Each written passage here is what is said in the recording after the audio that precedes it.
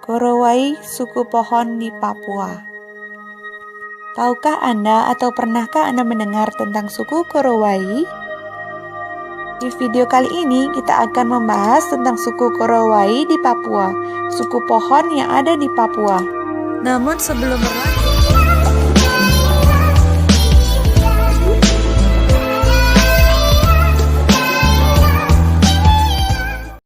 hampir tak terjamah, suku Korowai merupakan salah satu suku yang ada di pedalaman Papua. Mereka hidup di atas rumah pohon dengan ketinggian mencapai 50 meter dari permukaan tanah. Korowai nama suku yang berada di pedalaman Papua Barat, dekat dengan perbatasan Papua Nugini, tepatnya di Kabupaten Mapi. Hingga 1970-an, mereka sama sekali tidak mengetahui keberadaan manusia selain dari kelompok mereka sendiri. Hingga 1974 akhirnya mereka ditemukan oleh sekelompok ilmuwan yang tidak sengaja memasuki area suku tersebut. Suku Korowai memiliki jumlah populasi kurang lebih 3.000 orang. Uniknya, suku ini merupakan salah satu kelompok di daratan Papua yang tidak menggunakan koteka. Suku Korowai hidup dalam kondisi terisolasi dari dunia luar. Mereka membangun rumah pohon yang dinamai rumah tinggi. Rumah mereka memang begitu tinggi, saking tingginya bisa mencapai 35-50 meter di atas permukaan tanah.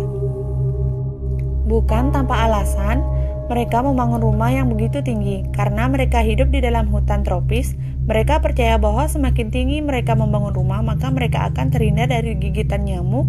Rumah tersebut juga menghindari mereka dari ancaman binatang buas lainnya. Beredar mitos bahwa alasan utama suku Korowai membangun rumah setinggi itu sebenarnya adalah mereka ingin menghindari roh-roh jahat. Mereka takut terhadap serangan Laleo atau iblis yang kejam. Laleo adalah makhluk yang berjalan seperti mayat hidup dan berkeliaran pada malam hari. Sebutan iblis atau Laleo tersebut ditujukan kepada semua orang asing selain penduduk mereka, bahkan termasuk orang-orang Papua lainnya.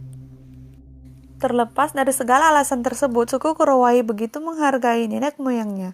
Oleh karena itu, mereka juga menganggap bahwa rumah tinggi merupakan warisan leluhur, sehingga mereka merasa nyaman tinggal di sana, meski harus bersusah payah memanjat pohon yang begitu tinggi.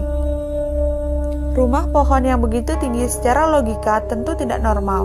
Suatu saat angin bisa saja berhembus kencang dan dengan cepat dapat menghancurkan rumah tersebut. Karenanya, suku Korowai tidak sembarangan dalam memilih pohon.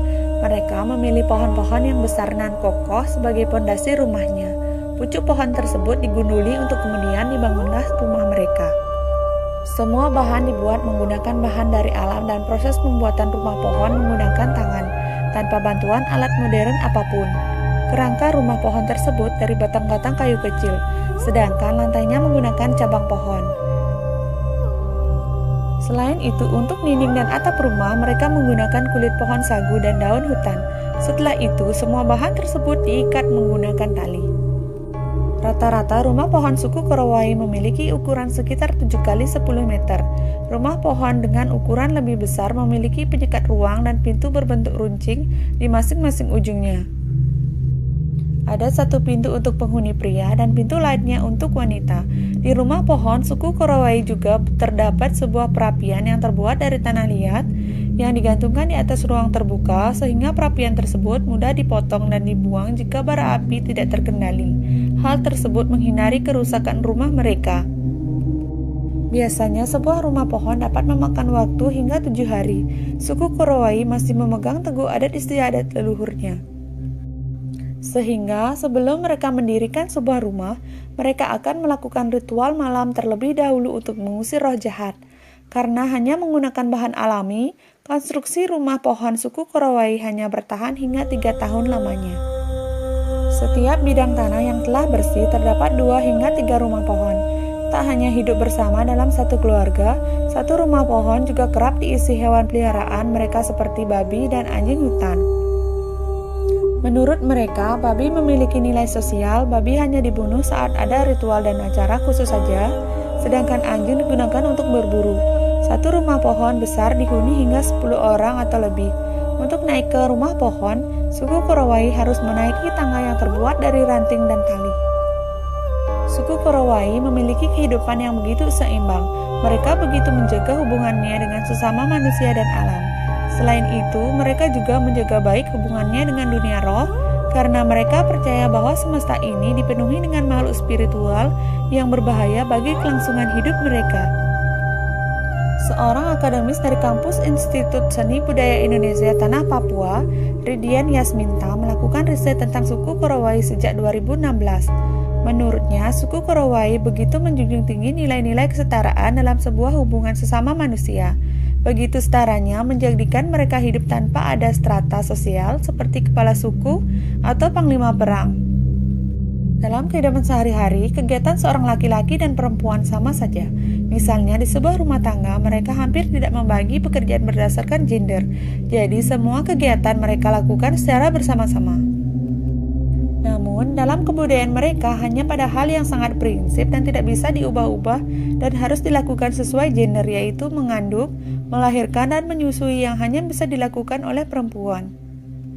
Selain itu, suku Korowai melihat dari bagaimana posisi seorang wanita, terutama jika ibu mertua dari garis perempuan yang sangat dihormati, sehingga seorang anak menantu laki-laki harus menjaga tata krama, yaitu tidak boleh menatap wajah mertua perempuannya secara langsung.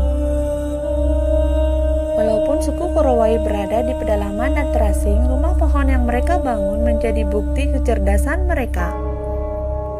Suku Korowai juga memiliki kebudayaan yang begitu murni, sehingga dapat diteladani tentang hubungan mereka sesama manusia maupun dengan alam yang begitu seimbang.